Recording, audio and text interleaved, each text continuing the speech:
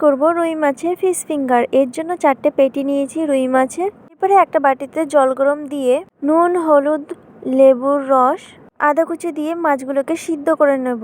মাছগুলো এক এক করে একটা প্লেটে নামিয়ে নিয়ে মাছগুলো ঠান্ডা হয়ে যাওয়ার পরে পেটির ছালগুলো এবং কাঁটাগুলো এক এক করে বেছে নেব। এরপরে কড়াইতে সাদা তেল দিয়ে জিরে ফোড়ন, আদা কুচি, রসুন কুচি, পেঁয়াজ কুচি, লঙ্কা কুচি দিয়ে এটাকে ভালো করে বেশ করে লাল লাল করে নেব। এরপরে মাছগুলো দিয়ে সিদ্ধ করা আলুর গ্রেটগুলো দিয়ে সঙ্গে দেব কাশ্মীরি লঙ্কার গুঁড়ো, লবণ, হলুদ, জিরের গুঁড়ো, ধনের গুঁড়ো দিয়ে সামান্য চিনি দিয়ে পরিমাণ মতন গরম মশলা দিয়ে মাছের পুরটাকে বেশ ভালো করে নাড়িয়ে চাড়িয়ে একটুখানি ভেজে নেব। এরপরে যখন ভাজাটা প্রায় হয়ে আসবে তখন ধনেপাতা দিয়ে আরেকটুখানি ভেজে নিয়ে নামিয়ে নেব।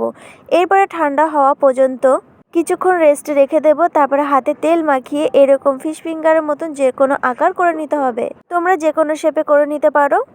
এরপরে একটা বাটিতে কর্নফ্লাওয়ার গুলিয়ে ফিশ ফিঙ্গারগুলো ভিজিয়ে তারপরে বিস্কুটে কোট করে নিতে হবে। আমার কিন্তু সবগুলো কোট করা হয়ে গেছে। এরপরে এক এক করে তেলে ভেজে নেব। তোমরা কিন্তু এখানে কর্নফ্লাওয়ারের জায়গায় ডিমও কোট করতে পারো।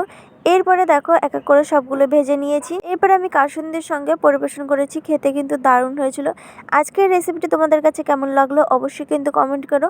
ভালো লাগলে আমার ইউটিউব চ্যানেলটি সাবস্ক্রাইব করে যেও এবং ফেসবুক পেজটি ফলো করে যেও। লাইক, কমেন্ট, শেয়ার করতে ভুলো না কিন্তু। তো আজকের জন্য টাটা।